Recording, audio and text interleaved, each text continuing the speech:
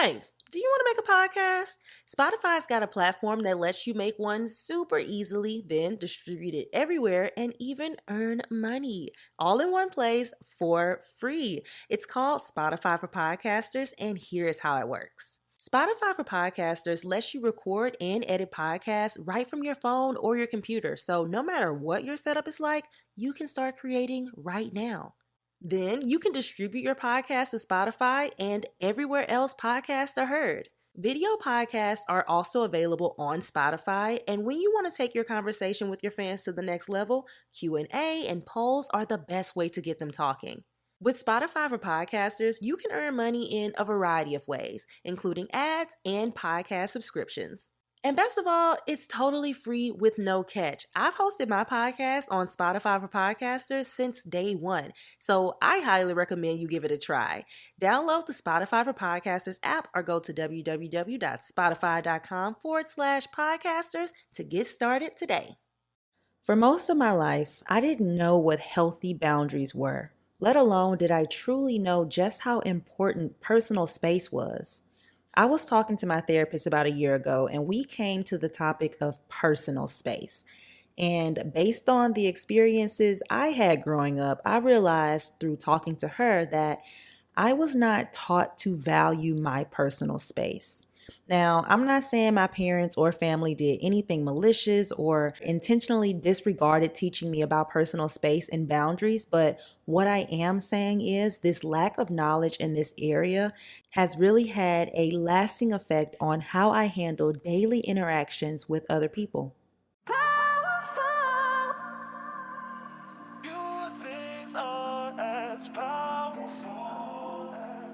What is going on, beautiful people? You are listening to the Affirmations for Black Girls podcast, where we focus on personal growth and cultivating a healthy relationship with ourselves.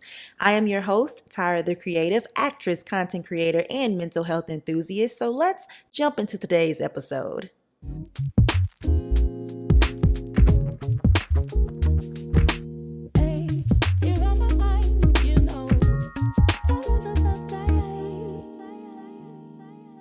I am so happy to be back with you guys again. Happy Sunday. You guys, it is summertime. We are here. We are loving it. How are y'all? Let's do a quick check-in with ourselves. Let's take a deep breath. How are you feeling? Just drop in with me and get ready for a great episode of Affirmations for Black Girls. This week's affirmation is kind of a twofer. I couldn't decide which one I wanted to do, so this week's affirmations are: I am allowed to take up space, and I am allowed to say no to others and yes to myself. So we're just going to take a few moments to really drop in on our affirmations for this week. As always, you can repeat them along with me, or you can just sit with your eyes closed and just be present in the moment. Or if you're driving while listening to this, keep your eyes on the road and stay in the moment with us as well. I am allowed to take up space, and I am allowed to say no to others and yes to myself. I am allowed to take up space, and I am allowed to say no to others and yes to myself. I am allowed to take up space, and I am allowed to say no to others and yes to myself. I am allowed to take up space, and I am allowed to say no to others and yes to myself. I am allowed to take up space, and I am allowed to say no to others and yes to myself. These affirmations are so powerful, you guys, especially for someone like me who did not grow up thinking that you could take up space or say no to others. I felt really guilty around this. So, these affirmations are really building confidence in me, and I really hope you guys are getting something out of them as well.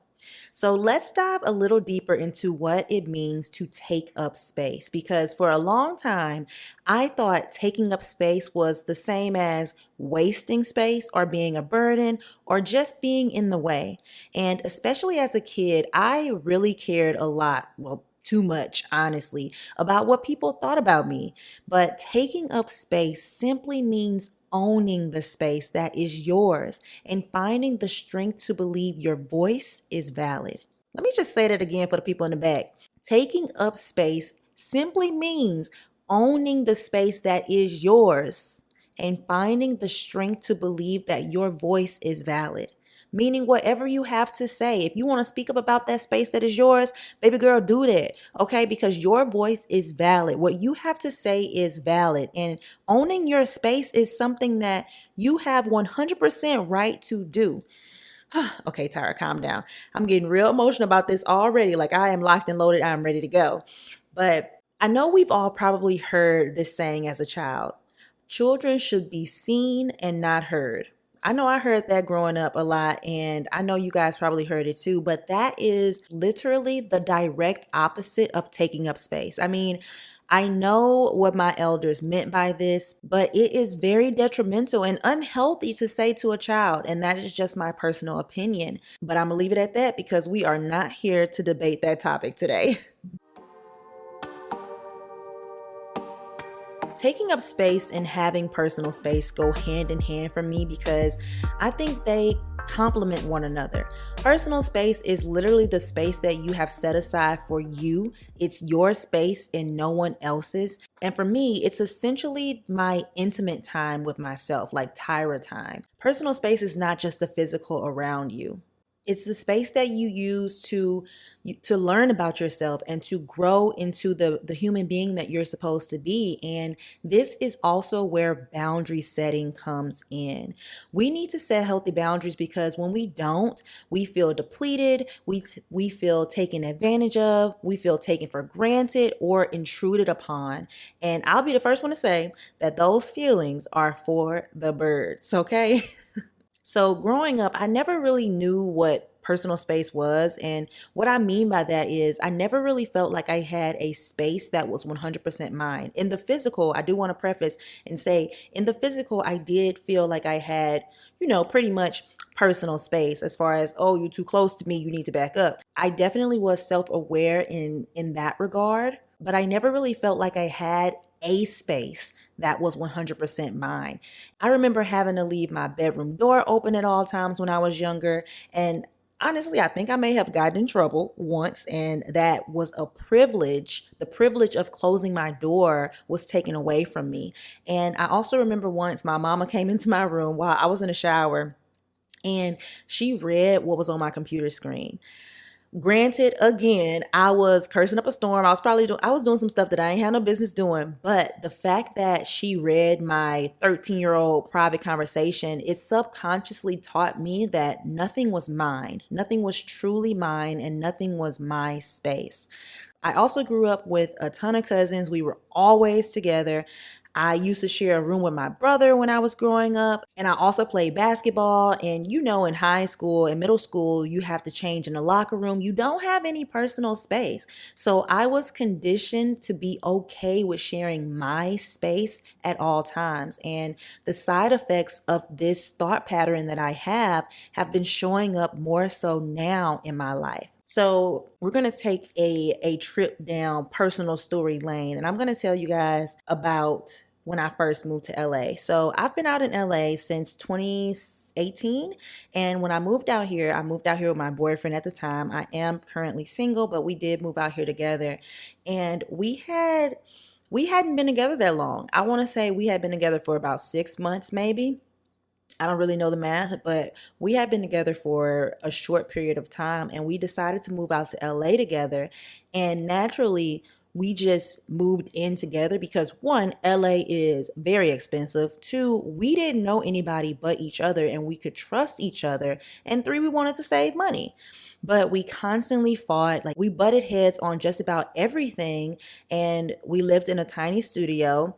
And the biggest thing about it for me is that when we did have disagreements, we had nowhere to retreat to. And that was huge for me because I didn't have anywhere to go. I mean, I could have went and sat in the tiny bathroom of our studio apartment, but still, like, he was on the literal other side of that wall, and it just did not feel like a space that I could truly retreat to. So I would always sit in those feelings and let them ruminate. And the way that I was feeling after those fights were lost. I felt taken for granted, frustrated, and I just felt like I wanted to get away from my current living situation.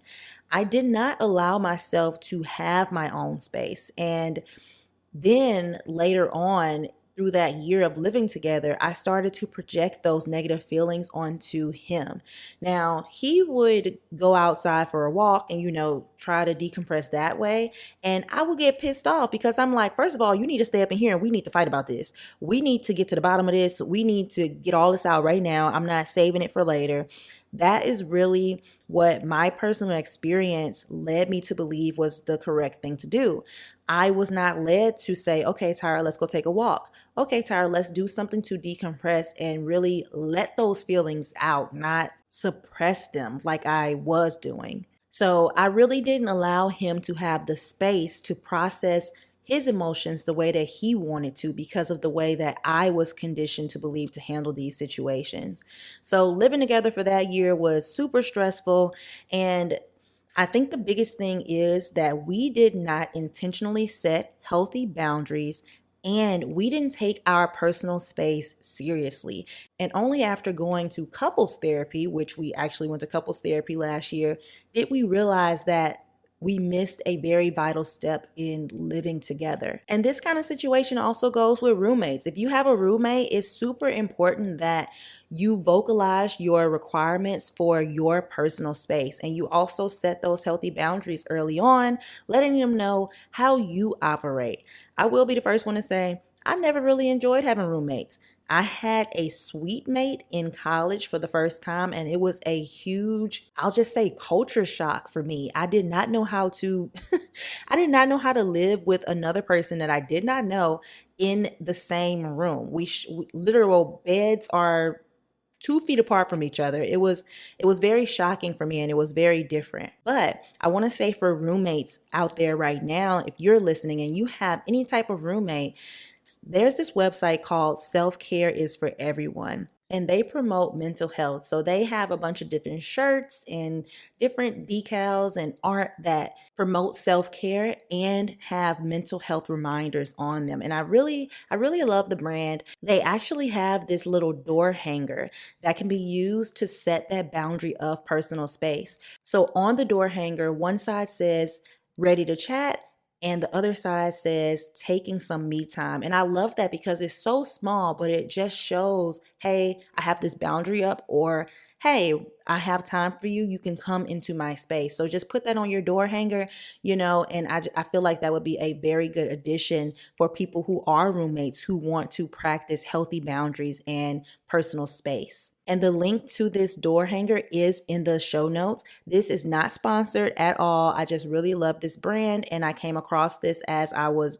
on their website once, and I thought it was pretty cool, so I wanted to share it with you guys. Now, I say all of this to say that personal space is a very important social skill for children in elementary school to learn, practice, and grow within themselves. And understanding and keeping good personal space will help children to engage more successfully in everyday interactions and in personal relationships. And that's where I fell short. I was not engaging successfully in my personal relationships with my ex-boyfriend while we were living together because I did not practice or learn about personal space and healthy boundaries growing up. I'm going to keep it a buck with y'all. Breakups suck. There is no denying it. I've given advice for getting through them on this podcast, but I wanted to offer another tip for y'all. One of the things that helped me heal during my past breakups was reflecting on the relationship. Not sure where to start? You can get a little help from one of my favorite Amazon purchases, the We're Not Really Strangers breakup cards. I use this deck in my paid community and they absolutely loved it. And remember, you don't have to go through breakups alone. Products like this can help you in your healing process. So get your deck at the link in my show notes. And this is also a great gift for a friend who has just gone through a breakup. Once again, get your edition of the breakup cards from the link down in my show notes.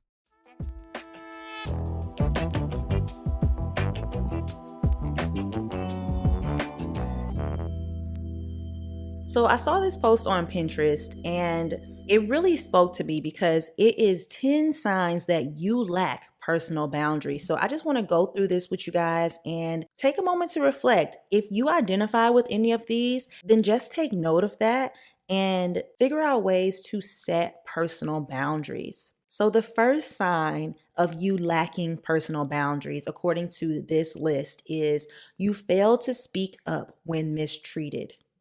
I have definitely been there. Sometimes I feel really guilty about feeling mistreated, and that is very crazy. So that means I need a personal boundary set there. Number 2, you give away too much of your time. Oh, let me say that again for the people in the back. You give away too much of your time. Number 3, you agree when you actually feel like disagreeing. Wow, that is huge. 4, you feel guilty for dedicating time to yourself. I know a lot of people that actually feel guilty about dedicating time to themselves, and that's called self-care, boo. Self-care is important. Number 5, you feel taken for granted by others. Number 6, you have toxic relationships. 7, you have chronic fear about what others think of you. Number 8, you overshare details about your life with others. Number 9, you constantly feel like the victim. Wow. You constantly feel like the victim. And 10, you attract people who try to control or dominate you. That is a great checklist. And just from that checklist, I say I identify with about 6 of those. And I'm in this transitional phase where I am learning to set healthy boundaries. And about 6 of those signs on that list, I have personally felt or dealt with. So with that being said, if you identify with any of those, it is not the end of the world. Girl, don't trip because I got you. We are going to talk about setting those healthy boundaries. So how can we set those healthy boundaries and have personal space and stop identifying with those signs of lack? So first, I want you guys to understand that there are 4 types of boundaries. There is the physical boundaries, mental, emotional, and spiritual. So physical boundaries, this is your personal space that we were talking about. And that's why I'm looping these together. It's your bubble. It includes who you allow to touch you, be close in proximity to you, and be in your personal spaces like your bedroom, your office, even your house. The mental boundaries, this is your internal climate of safety. So it includes your thoughts, feelings, emotions, values, opinions, and beliefs. And these are sacred to you, and you are allowed to have them. Emotional boundaries, this is allowing yourself to separate your feelings from those of others and not taking on others' burdens. That is huge, you guys, and not having to be defined by your job, your social status, or your family. And then the 4th type of boundaries is a spiritual boundary. And this, y'all, God is working on me in this area. He is really, really working on me. And we'll talk about that in a later episode. But spiritual boundaries is giving yourself permission to define your own relationship with whatever higher power you relate to. And in this situation, we're going to talk about God because I believe in God, and that's what we're going to talk about on my podcast at all times. So it's giving yourself permission to define your own relationship with God and not letting others control your calling or your talents in life. Now, really, really quickly, since I did bring this up, I just feel like I've been in very uncomfortable situations, especially living out here in LA, because there's this new age, what do you even call it? This new age spirituality where people will say things like, "Oh, God is good," but they're not talking about the one true living God. And I'm not going to get preachy and all that kind of stuff, but I noticed that I started feeling very uncomfortable and feeling like I was in spaces that I should not be in. And this is that spiritual boundary that needed to be set. I needed to make sure that I was in spaces that made me comfortable and made me feel like I was honoring my God. Now that we know the 4 types of boundaries, I'm just going to give you a couple of short tips on how you can set those boundaries. And number 1 is assess the resentment. So take some time to recognize your feelings. Like I was just saying, if you're feeling hurt, uncomfortable, and I don't just mean, surface uncomfortable, I'm talking about deep seated uncomfortability that you just know that you got to get out of that situation. If you're feeling angry or even resentful, these can be early warning signs of someone crossing an unspoken boundary. So reflect on that, notice it, and take note that a boundary needs to be put in place in that area in your life, because these feelings are signals and they will always lead you to the right boundary to set in that area of your life. Once you've assessed that resentment, practice some baby no's. So talk to a friend that you trust. And first, you need to tell them about what you're doing. Tell them that you are practicing setting boundaries by saying no. So start out with telling them something that's super small that rubbed you the wrong way. Like, girl, we went out to eat the other day and you only ordered fries and then you ate half of my pasta. I didn't like that.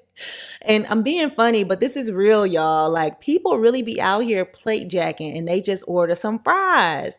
So practice baby no's and you'll eventually build the confidence to say bigger no's. Once you start practicing no, you're going to start noticing some guilty feelings. And number 3 would be to let go of that guilt. And this has been huge for me because I just started saying no and your girl been feeling guilty. But signs of guilt are a step in the right direction because that means you're growing. It means that you are actually saying, no, I do not have the time. I do not have the energy to do whatever this thing is, or no, you are crossing my boundary. And you feel guilty because you allowed those people to do those things in the past, and now you're turning over a new leaf. But that guilt will not last forever. And once you let go of that guilt, set some bookends. So my therapist and I talked about this in one of our sessions, and I have just been using bookends in every aspect of my life. So a bookend is a defined box. Let's just say it that way. So it can be your time or it can be how much you're willing to do. What I mean by that is saying, "Oh, I cannot work after 5:30 p.m."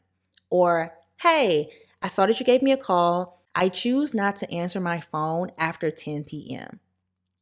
Or even how much you're willing to do. So an example of that would be, if you're, let's just say you're in college and you're doing a group project. "Hey girl, listen, I know we're doing a group project, but I am uncomfortable with doing more than half of the work." And that's a very vague, example, but you get what I mean. Set a bookend for yourself and others so they know how to approach you in different situations. So now that we know the signs of lacking healthy boundaries and how we can set them up and have our personal space, now we're going to go deeper into what I was just talking about, those examples, and we're going to look at how they sound. So what do healthy boundaries sound like? Because that was huge for me. I didn't really know what a healthy boundary sounded like. I was like, okay, I'm going to set healthy boundaries, but how I do that? Like what's coming out of my mouth? Like, I know what boundary I want to set, but what's coming out? So here is a very basic fill in the blank statement as a start to setting your own healthy boundaries. And this is how it goes. And I'll also put it down in the show notes so you guys can always have this. But here it is. I feel blank, and you fill that in with an emotion. When you blank, and you fill that in with an action. If you keep doing that, blank, and you fill that blank in with how you will change or what the consequence would be. So I'm just going to fill that in. I feel hurt when you yell at me. If you keep doing that, I will no longer be able to be your friend. And that's just a simple one, but it's a very good like starting place for setting those healthy boundaries to get the verbiage that you need. Now, I want to make sure that I set you guys up for success with setting boundaries, because sometimes we can drift off into the world of just being mean or being negative. I have a couple of examples of boundaries versus not a boundary. So this is not a boundary. There is something wrong with you and I'm not taking it anymore. Y'all don't say that to people. A healthy boundary to say to someone would be, if you continue to yell and not allow me to speak, I won't be communicating with you. That is just spitting straight facts. It's not pointing the finger at that person and it's not provoking them in any way. It's telling them if they continue to do this and I cannot do this, then this is what's going to happen. This is my boundary. Here's another one for you. I'm not a superhero. I can't do everything. What don't you understand? Oh, y'all, that is toxic. Oh my goodness. That is unhealthy. Here is a healthy version of that statement. Going forward, I won't be able to have dinner ready on Fridays with my schedule. And I have one more for you guys. This is an unhealthy version. If this happens one more time, I'm done. You'll see. I'm having too much fun with that. So that's unhealthy, but a healthy version of that type of feeling would be, I feel hurt when you don't consider me in making decisions. I will need to be included in making them going forward. And that, that's in like a relationship. But I just found these examples on Pinterest and I wanted to share them with you because it's really important to see the difference between the verbiage of an unhealthy boundary and a healthy boundary. And I know we have some listeners that work in corporate America, so I just want to make sure that y'all feel seen right quick, because the workplace can be super toxic. I was having a conversation with one of my friends and they were just telling me how sad they were to go to work and just how unenthused they were in the workplace. So I want to give you guys some examples of things that you can say to set healthy boundaries at work if you are working in an unhealthy work environment. I cannot work past 5:30 p.m. And that's it. You do not have to explain yourself. Here's another one. I understand it's important we stay on top of emails. On the weekends, it's important for my mental health to unplug. I will answer all weekend emails by 10 a.m. on Monday. That's what I'm talking about making that bookend. You gave them a time on when you'll have something done. I love this next one, y'all. I am unable to attend the work function this week with such short notice. I'd be happy to go in the future if I have at least a week to arrange my schedule. Y'all know I'm all about a good schedule. That's episode 1 of this season. If you missed out on it, make sure you go back and listen, because we really talked about some very important things surrounding finding a schedule that works for you. And the last one that I have for my business listeners, I'm not comfortable talking about this at work. Please don't bring this up again. Wow. I love that, because people just be acting like in the workplace that we all buddy friends. First of all, this is a business setting. Let's not mix business and personal, because when we do that, business and personal gets mixed in every which way. And sometimes that can be very detrimental or unhealthy to the work environment.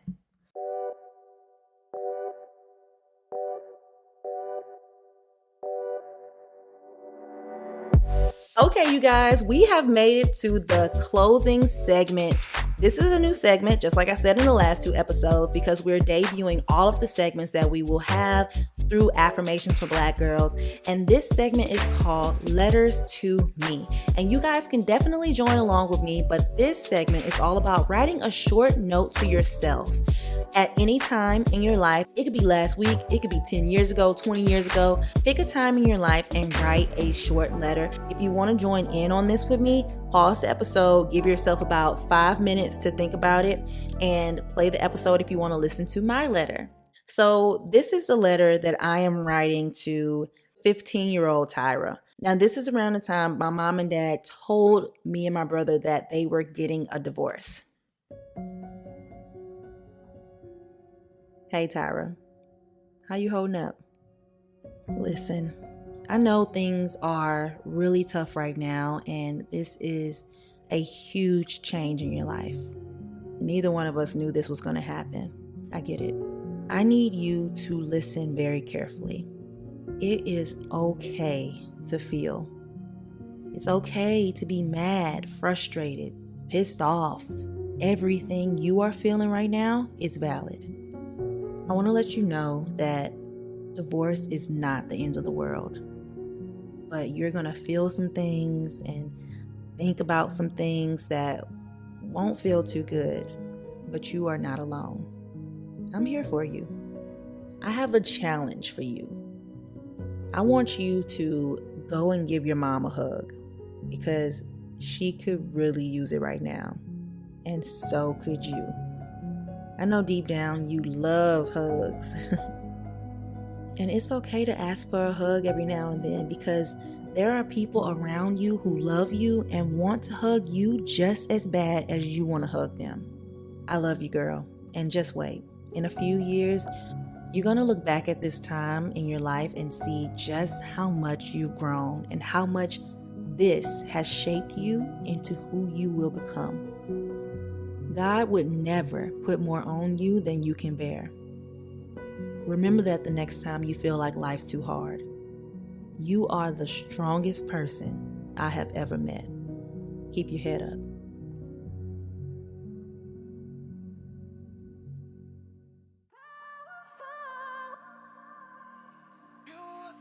And with that being said, you guys, that is all that we have for today's episode. I hope you guys enjoyed it. Join us again next Sunday for episode 4 of the first season of Affirmations for Black Girls. Make sure you subscribe, rate the podcast. Please give us a nice review and follow us on IG at Affirmations for Black Girls. Thank you guys so much for listening, and I will see you next time.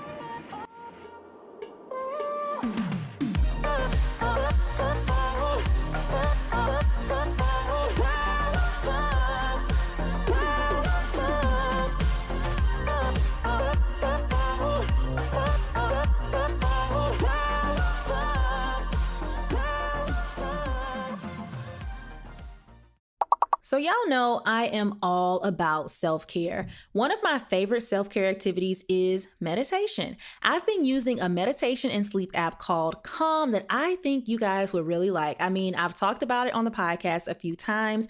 And I personally love the sleep stories. They're the perfect way to wind down and drift off to sleep after a long day. And to be honest, I recommend the ones that are actually for kids the most because they have the fun voices, music, and sound effects.